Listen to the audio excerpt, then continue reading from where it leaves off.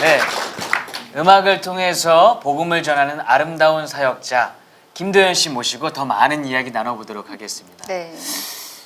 세 곡의 찬양을 들려주셨는데요. 그 곡들이 모두 자작곡이라네요. 네, 네. 맞아요. 저는 몰랐어요. 이게 성령이 오셨는데 굉장히 좋아하는 찬양인데요.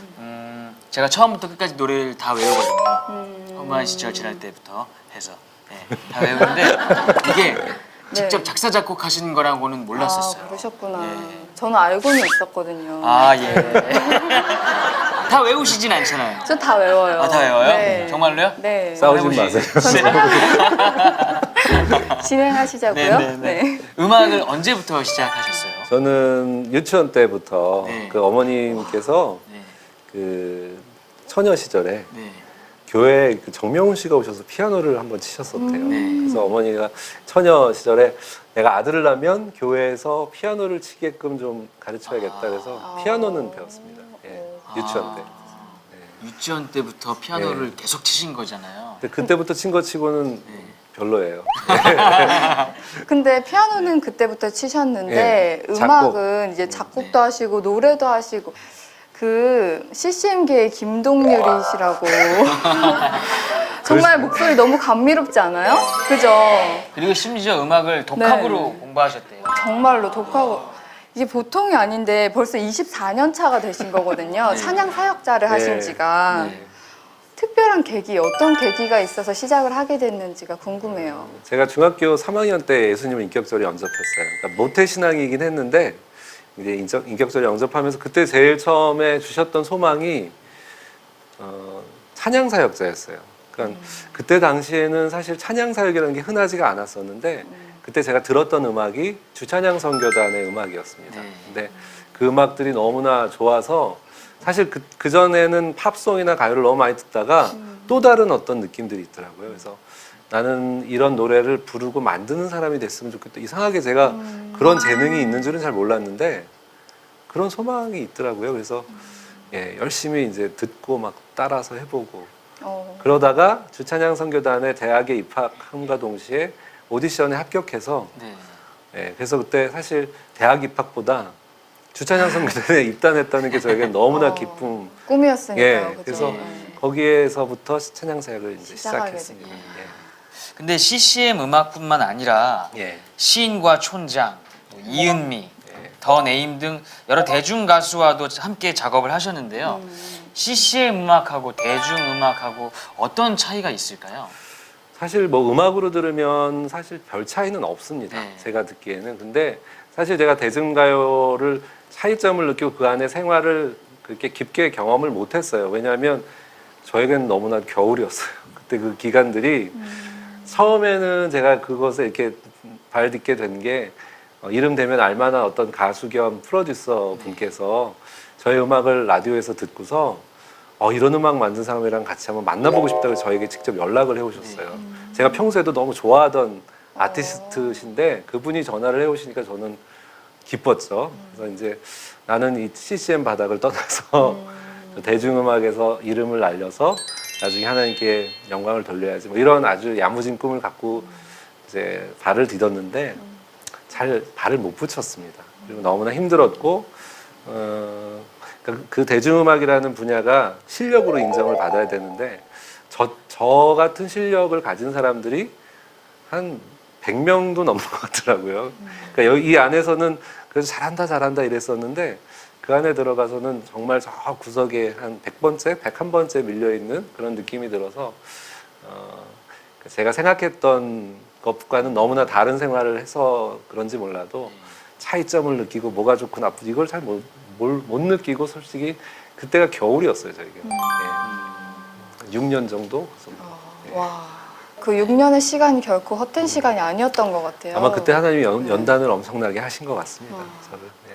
그래서 1집 앨범이 6년 동안 준비를 해오셔서 네. 예. 타이틀곡 한 아이라고 지으셨는데 이 단어가 현재까지도 또 다른 이름으로 사용하고 계신다고 사실은 들었어요. 이제 그때 당시에 하나이는 이제 저의 모습이었어요. 그러니까 사실 그때도 이미 30대가 넘었는데 누가 그러더라고요. 네가 나이가 무슨 몇 살인데 하나이냐.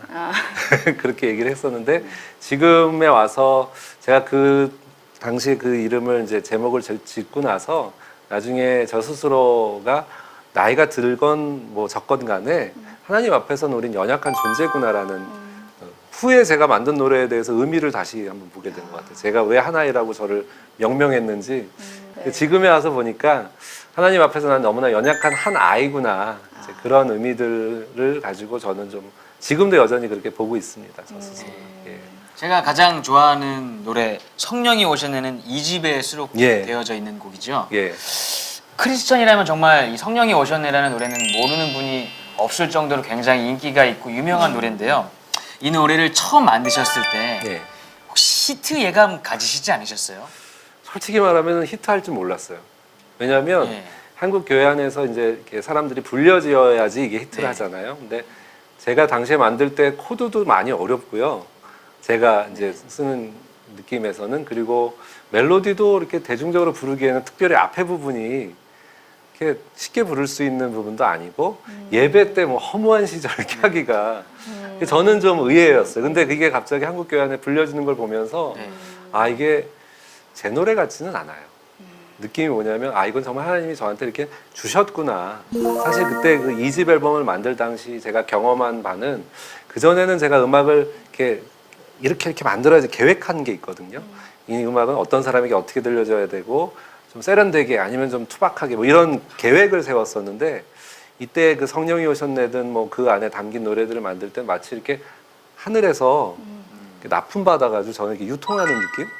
예, 정말 그런 느낌이었어요. 그래서 근데 그 노래가 이렇게 불려지는 풍경을 보면서 보통 아 역시 난 잘 만들어 뭐 이런 내가 느낌이 들어야 만들었으니까. 되는데 그게 아니라 아 이거는 정말 나랑 다른 어떤 체질의 누군가 성령께서 정말 역사하셔서 나를 통해서 그냥 나오게 하셨구나.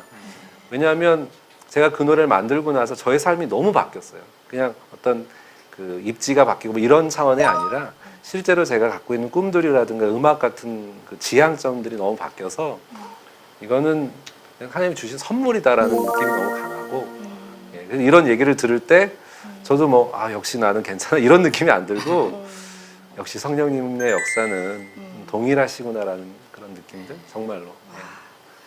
얼마 전에는 또 새 앨범을 발표하셨는데 이게 노래가 아니라 네. 글과 사진이 같이 실려 있는 에세이집이에요. 네. 노래로 전하는 것과 어떤 차이점이 있던가요? 사실 이제 제가 어느 순간인가 이렇게 사역이나 집회를 다니다 보니까 제가 할 수 있는 이야기는 한정이 돼 있더라고요. 예. 그래서 그리고 제가 그동안 이제 여기저기 다니면서 하나님께서 살아계시다라는 사실들을 노래로도 나눌 수 있지만 제 삶 가운데 정말 저의 작은 삶이지만 그런 마음들이 있더라고요. 그러니까 글로써 나눌 수 있는 하나님의 역사. 제가 뭐 글쟁이는 아니고 그러긴 하지만 좀 그런 마음이 들어서 책으로 이렇게 좀 부족하지만 예. 그래서 글로는 또 부족해서 이렇게 부록으로 CD를 껴서 이제 같이 나누게 됐습니다. 예. 현재 가수 활동뿐만 아니라 말씀을 연구하고 또 노래로 풀어내는 하루 뮤직 스쿨을 통해서 후배 싱어송라이터 양성에 힘쓰신다고 들었거든요. 예. 후배들한테 제자들한테 남기고픈 메시지가 있을까요? 글쎄 뭐 제가 뭐 이렇게 제대로 잘 살았으면 모르겠는데 여전히 저도 부끄럽긴 하지만 한 가지 제가 그 책에서도 그렇고 하루뮤직 스쿨에서도 늘 말하는 거는 우리가 이제 음악을 한다는 사람들은 대부분 무대에 서서 뭔가 영향력을 끼치길 원하잖아요. 근데 그 영향력이라는 건 인간의 영향력은 아주 이게 한시적인 거고 사실 하나님의 일 그리고 예수님께서 사실 이렇게 복무하셨던 집중하셨던 일은 하나님의 큰 일이라는 게 때로는 겨자씨처럼 아주 작고 누룩처럼 보이지도 않고 그러지만 예수님은 거기에 이제 종사하셨거든요. 그러니까 우리가 눈에 보이는 하나님 나라를 자꾸 갈망하는데 음악의 어떤 효과라든가 이런 것이 아니라 그 하나님께서 우리에게 처음 주셨던 마음들에 좀 더 집중하자라는 얘기를 사실 제자들에게 참 많이 합니다. 왜냐하면 제가 그러지 못했던 삶을 살았을 때 사실 막 뭔가 추구하고 뭔가 일은 하는 것 같지만 너무 허무했거든요. 그래서 그런 불상사가 없기를 위해서 우리 제자들에게는 좀 그런 걸로 이렇게 좀 단속을 시키기도 하고 네. 예. 후배 싱어송라이터들을 이제 양성한다고 하셨는데 어떠세요? 후배 싱어송라이터 우리 양성 저는 얼마든지 예, 얼마든지 제가 꼭 오신다면 찾아가겠습니다. 아, 정말이에요. 꼭 오셔야 돼요. 예. 그리고 또 나비 공장을 예, 운영하고 계시다고 들었는데 그건 뭐예요? 그러니까요. 나비 공장은 그 버터플라이 팩토리가 아니라요. 그 나비가 히브리어로 선지자라는 뜻이고요. 공장은 그 예전에 성경에 보면 장인들을 공장이라고 그랬어요. 그래서 선지자이면서 장인인 아티스트들을 키우는 그런 공간을 제가 조그맣게 만들었어요. 그래서 그곳에서 공연도 하고 또 저희 교육도 하고 또 예배도 드리고 장소. 예, 장소예요. 예. 카페도 한 달에 한 번씩 하고. 아 그렇구나. 예. 저희가 어떻게 갈 수 있는지. 서초동 서울고등학교 근처에 있습니다. 네. 아, 그리고 사이트가 있습니다. 아 그곳이 그곳이군요. 예. 예. 제가 조만간 갈 거예요. 같이 가요. 후배 싱어송라이터. 부르러. 제가 들으러 갈게요. 예. 앞으로는 어떤 계획 가지고 계신지, 뭐 어떤 네. 사역자로 난 앞으로 예배 드리고 싶다 이런 모습이 있을까요? 뭐 어떤 사역자 어떤 모습은 지금 이 모습을 가지고 그대로 갈 수는 없을 것 같아요. 나이가 들고 이제 주름도 생기고 더 이렇게 모양은 초라해지겠죠. 그러나 마음 가운데 하나님의 가장 기쁘신 뜻을 좀 구하는 것, 정말 하나님이 뭐를 원하시는지를 더 발견했으면 좋겠어요. 그러니까 그런 것들을 발견하고 나누는 것. 그래서 그게 음악뿐만 아니라 기회가 된다면 저도 그림 그리는 것도 좋아하고 많은 분야에서 좀 이렇게 실험도 해보면서 주변에 많은 그런 갈망을 가진 예술가 분들, 특별히 크리스찬 하나님의 마음을 담고자 하는 분들에게 좀 이렇게 격려가 됐으면 좋겠어요. 제가 하는 그런 몸부림이 잘하지는 못하더라도 네. 그래서 하나님의 뜻이 꼭 어떤 거대한 것에 있는 게 아니라 우리 삶 가운데 분명히 역사하고 계시다라는 것을 저를 통해서 좀 느꼈으면 하는 욕심이 있습니다. 저는 네. 네 오늘 함께 하신 힐링이 어떠셨어요?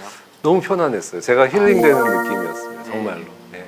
네, 저희를 위한 마지막 스테이지 네네. 준비해 주셨는데 어떤 곡 준비해 주셨나요? 특별히 이 힐링유에 오신 여러분들과 이 스태프들 그리고 여기 계신 두 분에게 어떻게 보면 기도문 같은 이런 삶을 좀 우리 모두 다 크리스찬으로서 그렇게 살았으면 좋겠다. 그래서 그 다윗이 주님의 마음에 합한 자라고 그랬잖아요. 네.